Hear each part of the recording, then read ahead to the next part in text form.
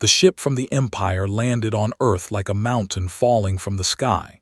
It was black and silver, shaped like a blade, and it made the ground shake when it touched down. Thousands of humans gathered behind the security barriers to watch. They had never seen anything like it. The ramp lowered, and Queen of the stepped out into Earth's sunlight. She stood 7 feet tall. Her skin was the color of deep ocean water, smooth and shining. She had 4 arms, each one thick with muscle. Her eyes were golden, like 2 small suns, and they moved across the crowd with the patience of a predator. She wore armor made from the bones of creatures she had killed herself, and a sword hung at her hip that had taken more lives than anyone could count. Behind her walked 20 warriors, each one nearly as tall as their queen. They looked at the humans the way a wolf looks at sheep. The Earth delegation waited at the bottom of the ramp. Generals in their finest uniforms, politicians in expensive suits, scientists with nervous smiles, and standing slightly behind them all, a man who looked like he had wandered in from a quiet afternoon. His name was, he was 32 years old, average height, with a gentle face and soft eyes. He wore a simple dark suit, no medals, no symbols of rank. He held his hands clasped in front of him and watched the queen approach with an expression of mild curiosity, like someone watching birds in a park. Queen stopped in front of the delegation. Her golden eyes moved from face to face, measuring each person. When she spoke, her voice was deep and carried across the landing field like thunder. "I am Queen of the Empire, conqueror of the 12 systems, slayer of the beast of... I have come to honor the treaty between our peoples." She paused. "Where is the one I am to marry?"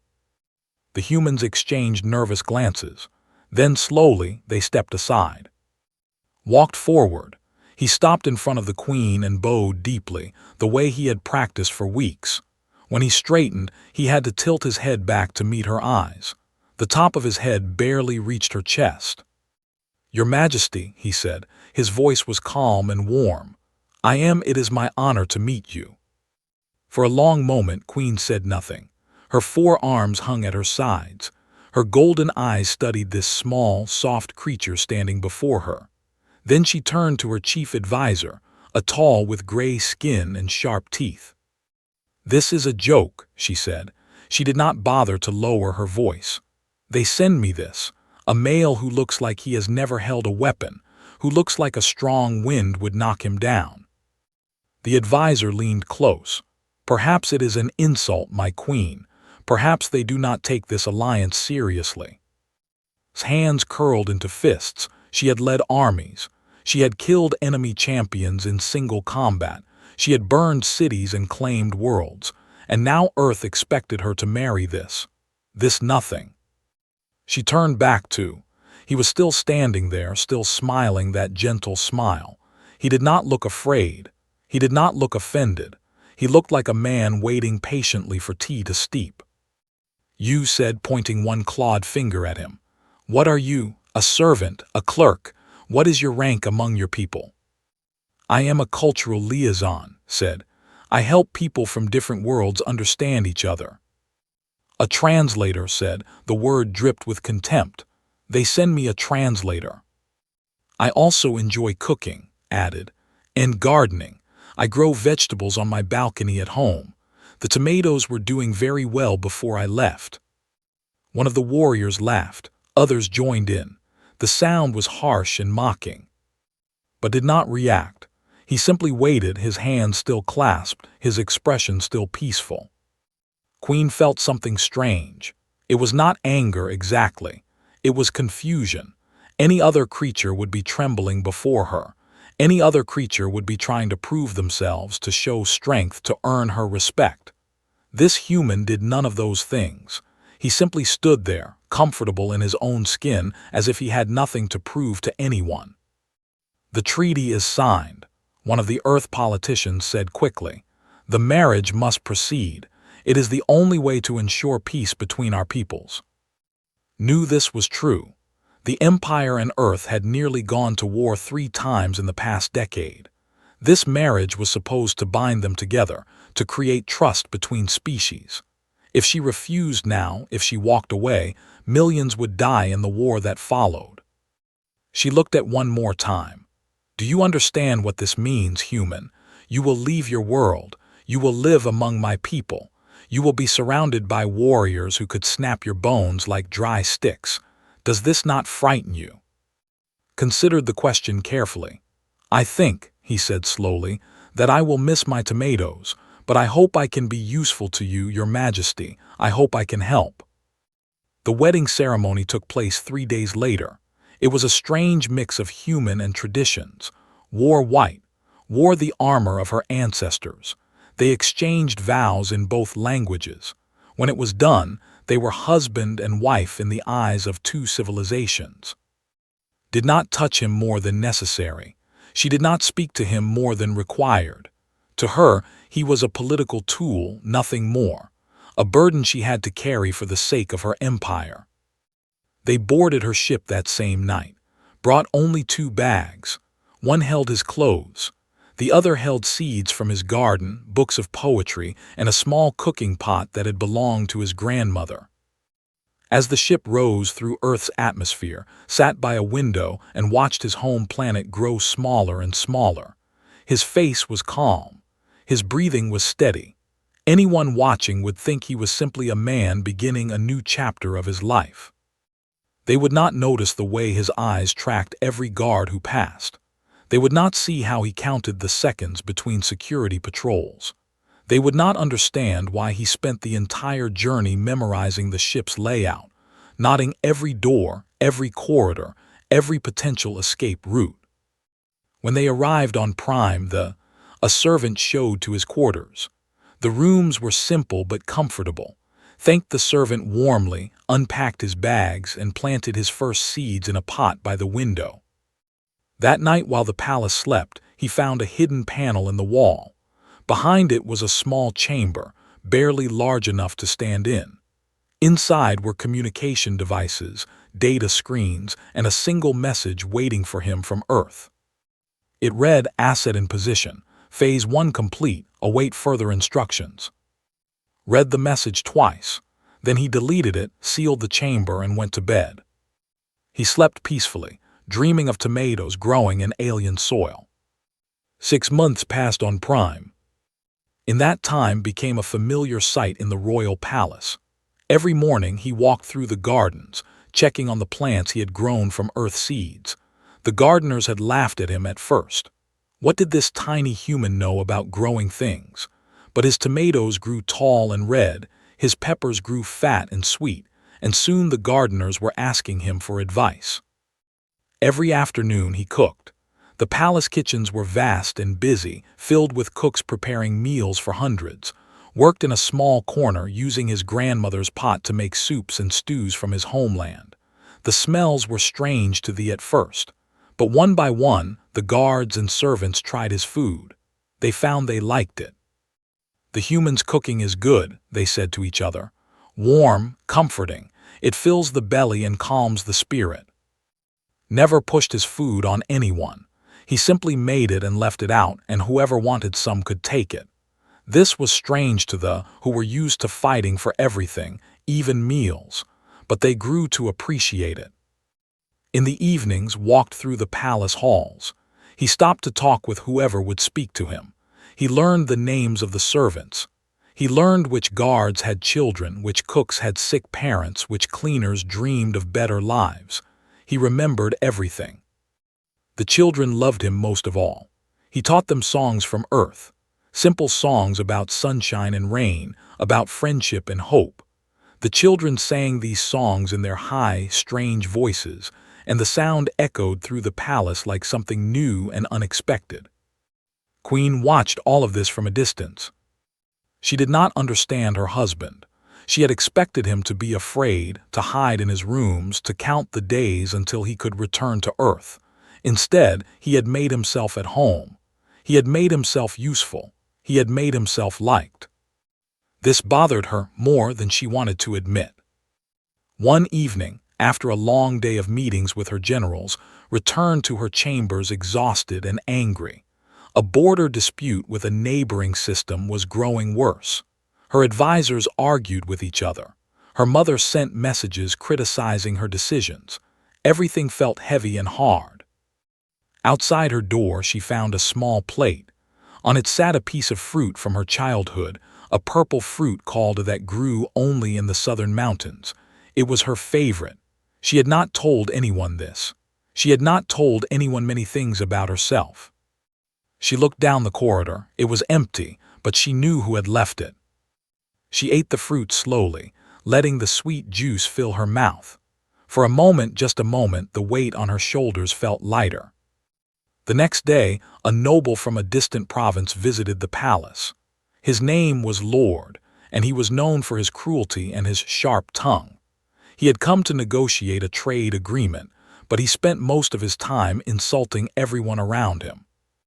When he saw in the gardens, he laughed loudly.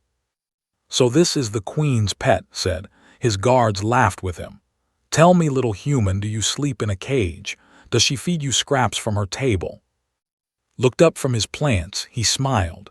"Lord, welcome to the palace. I have heard much about you." "Oh, and what have you heard?" "That you are a man of great importance, that your opinions are valued, that people listen when you speak." His voice was warm and sincere. It must be difficult, carrying so much responsibility. Blinked, he had expected fear. He had expected anger. He had not expected kindness. Yes," he said, confused. "It is difficult. Please, let me know if there is anything I can do to make your stay more comfortable," said. "I made soup this morning. It is very good for tired bodies and troubled minds." Stared at him for a long moment. Then he snorted and walked away. But he did not insult again. And that night, his servants reported, he asked for a bowl of the human soup. Heard about this exchange from her guards. She did not know what to think. A week later, she called to her private chambers. He came quickly, still wearing his gardening clothes, dirt on his hands. He bowed and waited. "Sit," said, pointing to a chair. Sat. He looked small in the large furniture, like a child in an adult seat, but he did not seem uncomfortable. "I do not understand you," said. "Lord is a cruel man. He has killed servants for smaller insults than what he said to you. Yet you smiled at him. You offered him food. Why?" "Thought about this. Lord is cruel because he is afraid," he said finally.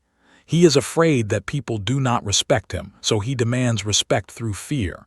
He is afraid that he is not important, so he makes others feel small.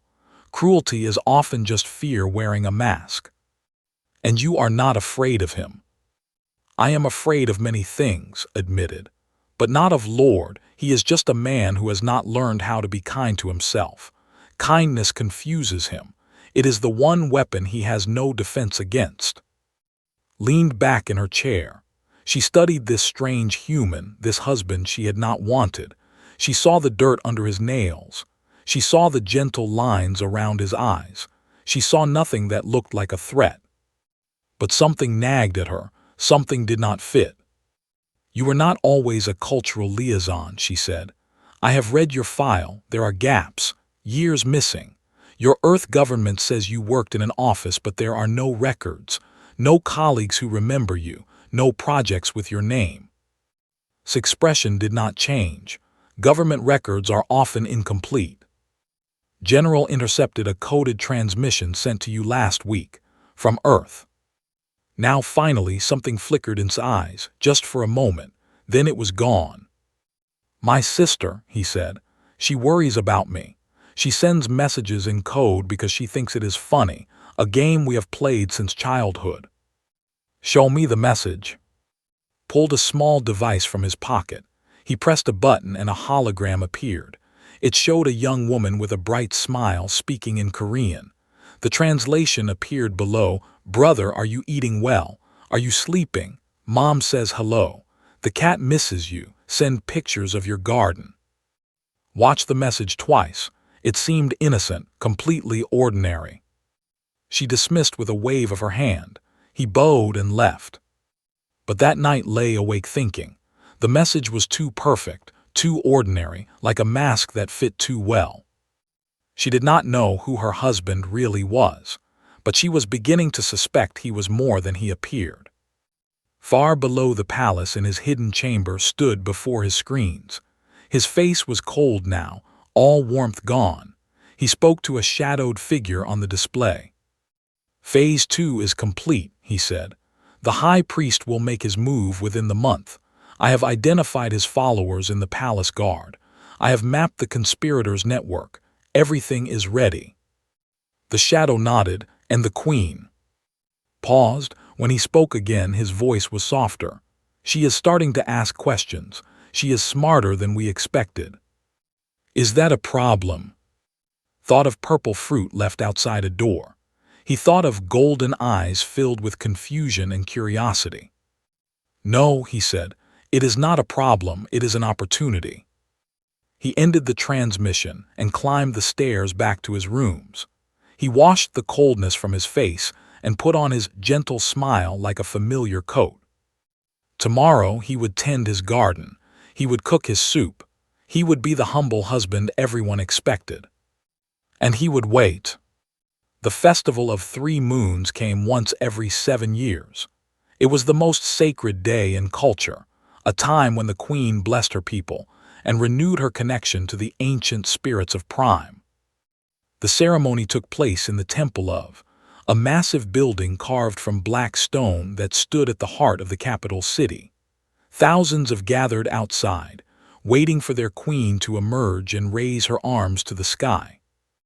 Inside the temple, in the deepest chamber, Queen prepared for the ritual. She wore white robes instead of armor. Her weapons had been left outside, as tradition demanded. She was alone except for the priests who had served her family for generations, and, to her surprise, her husband had asked to accompany her. "It is an important day," he had said. "I would like to be there for you." Had almost refused. This was a ceremony not meant for outsiders, but something in his eyes had made her agree. Perhaps it was curiosity, perhaps it was something else. Now they stood together in the inner sanctum, a circular room lit by floating crystals. The walls were covered with ancient carvings showing the history of the people. High Priest stood at the altar, his gray robes pooling on the floor, his voice rising and falling as he chanted the old words. Closed her eyes and let the ceremony wash over her. This was the moment when she felt most connected to her ancestors, most certain of her place in the universe. She did not see the guards at the door exchange glances. She did not see nod slightly, almost invisibly. But saw. He had been watching since they entered the temple. He had noticed the guards' hands twitching near their weapons. He had noticed how the priests had positioned themselves in a circle around the queen. He had counted the exits and found them all blocked. The moment finished his chant, the trap sprung. The temple doors slammed shut with a sound like thunder. The guards drew their weapons, not ordinary blades but ceremonial swords used only for executing traitors. The priests threw off their robes, revealing armor underneath. 12 warriors, all loyal to, all ready to kill. Queen reacted instantly. Even without her weapons, she was still one of the greatest warriors in the empire. She grabbed a candle stand and swung it like a club, smashing it into the first attacker's face. Bone cracked. The warrior fell. She spun, dodged a sword thrust, and caught the next attacker by the throat. Her 4 arms gave her an advantage, allowing her to fight multiple enemies at once. She threw one warrior into another, kicked a third in the knee, and grabbed a dropped sword from the ground. Now armed, she became a storm of death. 2 more warriors fell to her blade, then 3. But there were too many, and she was not wearing armor. A sword cut across her shoulder. She felt the burn of poison spreading through the wound. Her movement slowed, her vision blurred. She killed one more attacker, then stumbled. Stood behind his remaining warriors, watching with cold satisfaction. "The old ways must return," he said. "The do not need alliance with weak species. We need strength, purity. You have failed your people, now you will die for your failure." Fell to her knees. The poison was working fast. She could barely lift her arms. She had killed 5 of them, but 7 remained and she had nothing left. She thought of her mother, who had always said she was too soft. She thought of her empire, which would fall into chaos without her. She thought of her husband, the gentle man who would die beside her in this cold stone room. She turned her head to look at him. Stood very still, his hands hung at his sides, his face showed no expression at all. Then he moved. The first warrior died before anyone understood what was happening. His hand shot out and struck the base of the warrior's skull, hitting a nerve cluster that anatomy books said was impossible for outsiders to know. The warrior dropped like a puppet with cut strings, caught the falling body, and took its sword in one smooth motion. He stepped forward and opened the throat of the second warrior. Blood sprayed across the ancient carvings. The remaining warriors turned to face him. They were confused. This was the weak human, the queen's pet, the man who grew vegetables and sang songs to children. This was not a threat, but was already among them. He fought like nothing had ever seen. Every movement was perfect. Every strike was exact. He did not waste energy on fancy techniques or flashy displays. He simply killed, one after another, with the efficiency of a machine. A warrior swung at his head, ducked under the blade, drove his elbow into the warrior's stomach, and used the momentum to throw him into another attacker. Both went down, stomped on one throat, drove his sword through the other's heart. 3 warriors charged him at once, grabbed a silk banner from the wall, wrapped it around the first warrior's sword arm, and yanked. The warrior stumbled forward, impaling himself on his own blade, used the body as a shield against the second warrior's strike, then kicked the third warrior's knee sideways with a crack that echoed through the chamber. A candle holder became a club. A piece of broken stone became a throwing weapon. Everything in his hands became death. 11 seconds, that was all it took. 12 warriors had entered the inner sanctum to kill the queen. 12 bodies now lay on the floor. Stood in the center of them, breathing slowly, the sword in his hand dripping blood. His face was calm. His eyes were cold. He looked like a different person entirely. Stared in horror. What are you? Walked toward him, backed away until he hit the altar. He grabbed a ceremonial knife and held it out with shaking hands. You have made an error in judgment, said. His voice was different now, harder, like stone grinding against stone. He spoke in ancient, a language that no living outsider should know. He took the knife from his hand as easily as taking candy from a child. Then he broke both of his arms with 2 quick movements. The high priest screamed and fell. Left him alive, that was intentional. He knelt beside, his face softened. His voice became gentle again. Your Majesty, the poison is from a plant called nightshade, native to the southern continent. It slows the heart and clouds the mind. I have the antidote. He produced a small vial from inside his sleeve. Had not known he carried anything there. She had not known he carried anything at all. He helped her drink. The effect was immediate. The fog in her head cleared. The burning in her shoulder faded. She could feel her strength returning. How, she whispered, how did you? Pressed a finger to his lips. Then he took her hand and placed it on his chest over his heart. Feel, he said. She felt. His heartbeat was slow and steady. Normal, as if he had just woken from a peaceful nap instead of killing 12 warriors with his bare hands. Outside, she could hear shouting. Guards were trying to break down the sealed doors. His face changed again. Suddenly he looked frightened, confused, like a civilian who had witnessed something terrible. He dropped the sword and backed away from the bodies. He made his hands shake. By the time the doors burst open and the queen's loyal guards poured in, was kneeling beside his wife, holding her hand, looking like a helpless man praying for her survival. General was the first through the door. His eyes swept the room, taking in the bodies, the blood, the wounded queen, the trembling human. What happened? He demanded. Said, her voice weak but clear.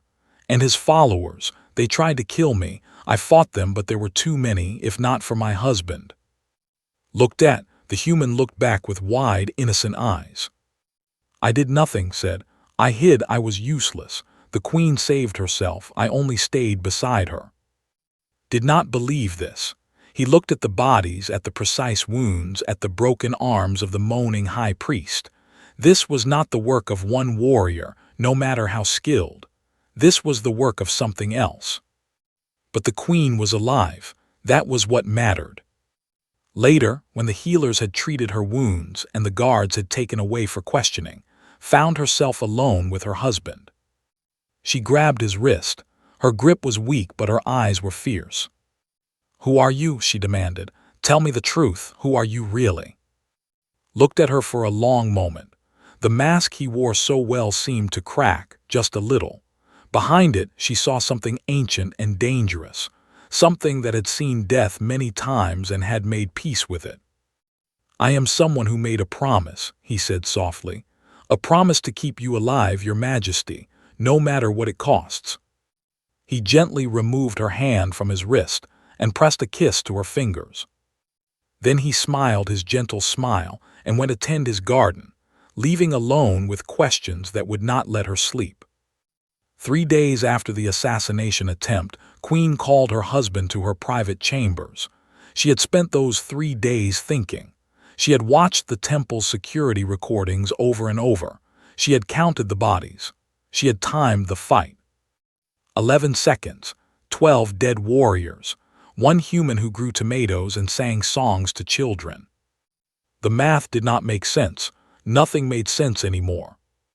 When arrived, she did not offer him a seat. She stood by the window, her forearms crossed, her golden eyes hard as stone. "Close the door," she said, "and turn off your act. I know you are not what you pretend to be."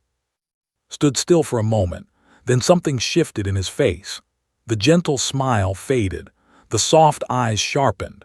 His posture changed, straightening, becoming something more solid and dangerous.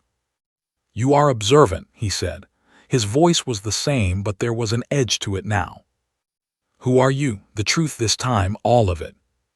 Walked to a chair and sat down, not because he was tired, but because he knew what he was about to say would take time. "My name is, that much is true, I am from Earth. That is also true, everything else." He paused. "Everything else is complicated." "Then explain." "I am not a cultural liaison. I never was. That was a cover story, carefully created to make me seem harmless." He met her eyes. "I am a member of Earth's Ghost Protocol Division. We are a special operations unit so secret that most of Earth's governments do not know we exist." His eyes narrowed. "A spy?" "No, a protector," leaned forward. 2 years ago, Earth's intelligence services intercepted communications from inside the Empire. There was a plot to kill you, Queen, not just to kill you, but to destroy everything you represent. Your alliance with humanity, your openness to other species, your belief that they can grow and change. And so Earth sent you to, what, protect me without my knowledge?" "Yes." Felt anger rising in her chest. "You had no right. I am not some weak creature who needs protecting. I am a warrior queen. I have killed more enemies than you have years in your life." "I know," said simply. "I have read your file, every battle, every victory. You are one of the most skilled warriors in the galaxy." He paused. "But skill does not protect you from poison in your drink. It does not protect you from a conspiracy that reaches into your own palace, your own guard, your own family. You needed someone who could see the threats you could not see, someone who could move in the shadows where warriors do not look." "My own family," his voice was sharp. "What do you mean?" Did not answer immediately. Instead, he pulled out a small device and projected a hologram into the air. It showed a web of connections, names and faces linked by glowing lines. At the center was High Priest, but the lines spread outward, connecting to generals, nobles, priests, and felt the blood drain from her face. At the top of the web, connected to everything else, was a name she knew better than her own. Empress Mother, her mother. No, whispered, that cannot be true. I am sorry, said, and he sounded like he meant it. The assassination attempt was just the beginning. There is a larger plan. A coup. The Empress Mother believes that your alliance with humanity weakens the. She believes that you are leading our people to destruction. She has been working with and others for years, waiting for the right moment to remove you from power. Sat down heavily. Her mind was spinning. Her mother had always been critical, always demanding, always pushing her to be harder, colder, more like the queens of old. But this was betrayal beyond anything she had imagined. Why, she asked. Why would Earth care if I live or die? We are just one empire among many. His answer was quiet but firm. Because you are the only leader who believes humans are worthy of alliance. The only one who sees us as partners instead of prey. If you die, the new ruler will break the treaty. War will follow. Billions will die on both sides. I am here to prevent that. Looked at him, this small human who had hidden so much for so long. How many times have you done this? How many worlds have you lived on, wearing masks, playing roles? 17, said. Over 20 years. I have been a merchant on Creos 7, a servant on the throne world of the, a religious pilgrim on the moons of. I speak 43 languages, including 6 that have no living speakers anymore. I have learned how to move through any society, how to become invisible, how to see what others miss. And the cooking, the gardening, the songs for children. Something softened in his face just a little. Those are real. The job takes everything from you, Queen. It takes your name, your identity, your connections to other people. If you are not careful, you forget who you really are. He looked at his hands. The small things remind me. They keep me human. Was silent for a long time. She thought about the purple fruit left outside her door, the soup that warmed the bellies of her guards, the children singing earth songs in the corridors. Those things were real. Even surrounded by lies, those things were real. What happens now? She asked. Now we have a choice, said. I can leave. I can return to Earth and let you handle the conspiracy your own way. You are strong enough to survive, probably, or, he paused, or we can work together. I have information, I have skills, I have resources that you do not have. Together we can root out the conspiracy completely. We can protect your throne and your people. And what do you want in return? Smiled. It was not his gentle smile or his cold smile. It was something in between, something honest. I want the alliance to survive, he said. I want peace between our peoples, and, he hesitated, I want to stop hiding. I am tired of wearing masks, Queen. I would like just once to be myself with someone. Studied him for a long moment. This strange human who had saved her life. This liar who told the truth when it mattered. This humble man who was secretly one of the most dangerous people in the galaxy. She made her decision. We work together, she said, but as equals. No more secrets, no more lies. If I am to trust you, you must trust me completely. Stood and bowed, not the shallow bow of a servant, but the deep bow of one warrior to another. Agreed, he said. At that moment, a chime sounded. An incoming transmission. Looked at the screen and his expression became serious. It is my sister, he said. She has news. The hologram appeared. A young woman stood on the bridge of a warship, wearing tactical armor and carrying herself like a soldier. She did not look like the cheerful girl from the earlier message. She looked like what she really was, another operative, just as dangerous as her brother. Big brother, she said, we traced backers. The conspiracy goes higher than we thought, much higher. She took a deep breath. The Empress Mother is not just involved, she is the leader, and she has allies in 3 other star systems. They are planning to move soon. Felt ice in her stomach. How soon? The woman on the screen looked at her with respect. Within the week, Your Majesty. They are gathering forces in the outer system. If we do not act first, they will act for us. Turn 2. His eyes were calm, but beneath the calm was something fierce. It is time to stop playing defense, he said.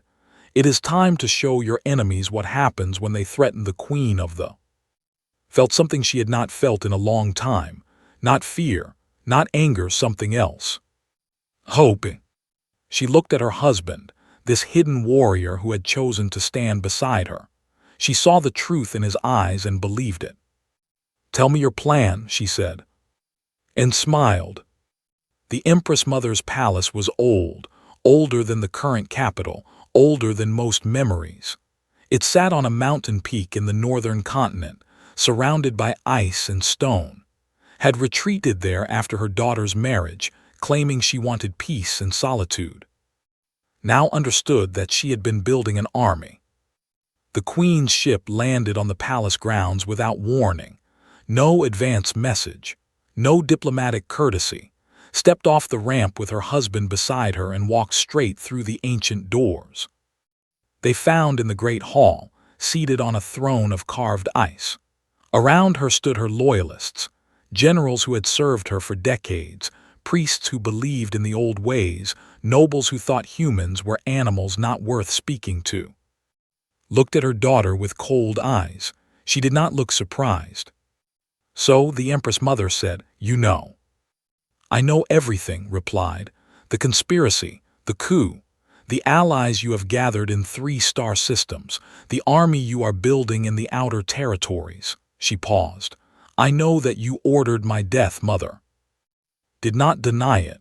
She simply nodded as if they were discussing the weather. "The human alliance will destroy us," said. "You cannot see it because you are young and foolish. You believe that kindness is strength. You believe that opening our borders will make us greater, but you are wrong. They have always been warriors. We have always stood alone. Your father understood this. I understand this. Only you, my disappointing daughter, fail to see the truth." "The truth," said, "is that the galaxy is changing. The empires that survive are the ones that adapt, the ones that find allies, the ones that grow." She stepped forward. "You are clinging to a past that no longer exists, Mother, and you would kill your own daughter to preserve it." Stood, she was old, but she still carried herself like the warrior queen she had once been. "I would kill 1,000 daughters to preserve my people." "Then try," said. The hall went silent. Guards moved their hands toward their weapons. The air became thick with tension. Then stepped forward. "With respect, Empress Mother," he said, his voice calm and clear, "your intelligence is outdated." Looked at him with disgust. "The human speaks. How amusing. Tell me, little creature, what could you possibly know that I do not?" "I know that 17 of your key conspirators were arrested last night," said, quietly, without public notice. "They are currently in cells beneath the Capitol, answering questions." His face flickered, just for a moment, then she recovered. "You are bluffing. I know that your communications with the hostile factions in the outer systems have been intercepted and recorded. Every message, every promise, every treasonous word. Produced a small device and projected the evidence into the air. Own voice filled the hall, speaking of murder and betrayal." Now the Empress Mother's mask cracked. Her advisors exchanged nervous glances. "I know," continued, "that 3 ships from Earth's Ghost Fleet have been in orbit around Prime for 2 weeks, undetected, watching, waiting." He smiled. "They are very good at watching and waiting." Turned to her generals. "This is lies, human tricks. We will not be fooled." But the generals were uncertain now. They had not known about the Ghost Fleet. They had not known about the intercepted communications. They had believed they were following a wise leader with a careful plan. Now they were beginning to suspect they were following a doomed one. Spoke again, his voice softer now. "But perhaps the most important thing I know, Empress Mother, is this. The palace guards will not follow your orders." Laughed. "The guards have served my family for generations. They are loyal to their core." They were loyal, agreed, to the throne, to the people, to whoever treated them with respect and honor. He paused. "For 6 months I have cooked for those guards. I have learned their names, their families, their dreams. I have sat with them when they were lonely and listened when they needed to talk. I have treated them like people, not tools." He looked at with something almost like pity. "When was the last time you asked a guard about his children, Empress Mother? When was the last time you thanked them for their service? When was the last time you saw them as anything other than furniture?" The guards in the hall shifted uncomfortably. They did not meet eyes. "This morning," said, "I spoke with Captain, the commander of this palace's security force. He agreed that if you gave orders to harm the Queen, his guards would not obey. They have already made their choice." Looked at her guards, they looked away. She understood then. She had lost, not to armies or weapons, but to kindness, to a human who had taken the time to learn names and share meals and remember birthdays. She had been beaten by soup. "You," she said to, her voice shaking with rage. "You are one man, one weak, short-lived human. How dare you stand against me?" Met her eyes. For a moment, the gentle mask dropped completely. What looked back at the Empress Mother was something old and tired and utterly without mercy. "Humans are not weak, Empress Mother," he said. "We are patient, we adapt, we build connections that others overlook. We remember kindness and repay it 1,000 times over." He stepped closer. "And when we love something or someone, we become very, very difficult to stop." The word hung in the air. Love, such a small word to carry so much weight. Looked at her husband. He was not looking at her. He was still facing her mother, but she heard what he had said. She understood what he meant. "It is over," Mother said. "Your conspiracy is finished. Your allies are scattered. Your own guards have abandoned you. You can surrender now and spend your remaining years in comfortable exile, or you can fight and I will destroy you completely." Stood frozen. Her 4 hands clenched into fists. For a moment, thought she might attack anyway, might die fighting rather than surrender. But the Empress Mother was old, and she was tired, and she had lost too much. She sat back down on her throne and closed her eyes. "Take me away," she said. "Do what you will." The guards moved forward and placed her under arrest. Her advisors were taken as well. The conspiracy ended not with a battle, but with a quiet surrender in a cold hall. Later, on the journey back to the capital, found standing alone on the observation deck. He was watching the stars, his face unreadable. She came to stand beside him. "You meant it," she said. "What you said to my mother about love." Was quiet for a long moment, then he nodded. "When did it happen?" she asked. "I do not know exactly," he said.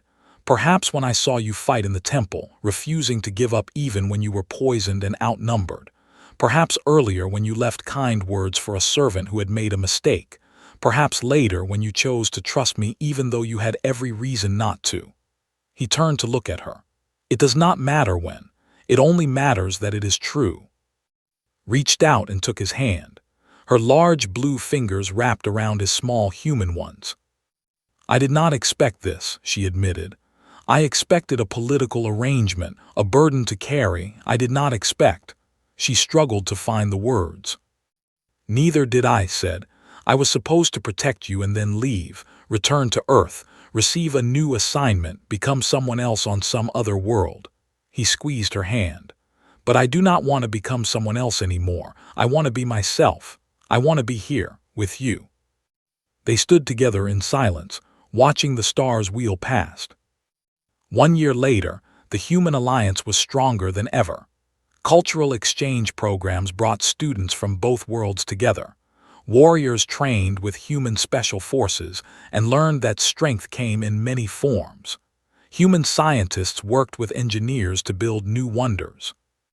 At a diplomatic gathering, Queen addressed the representatives of a dozen species.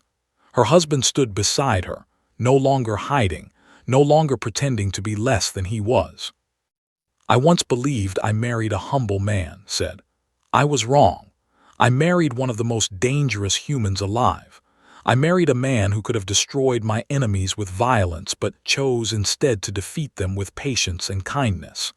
I am grateful every day that he chose to stand with me rather than against me." Smiled his gentle smile and offered her a cup of tea.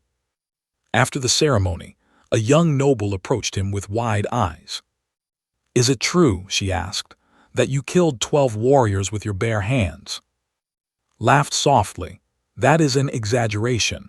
I used a candle holder for at least 2 of them." The noble stared at him. She did not know if she should be terrified or charmed. She settled on both. That night returned to his garden on the palace grounds. His tomatoes were growing well, even in the alien soil. His peppers were fat and red. His flowers were blooming in colors that did not exist on Earth.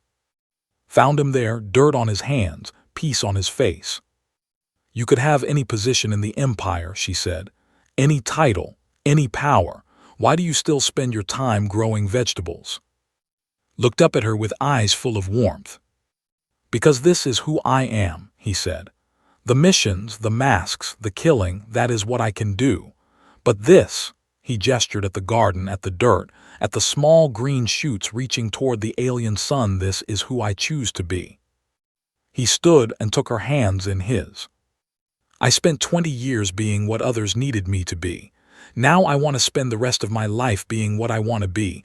A gardener, a cook, a husband," he smiled. "Someone who is loved." Pulled him close.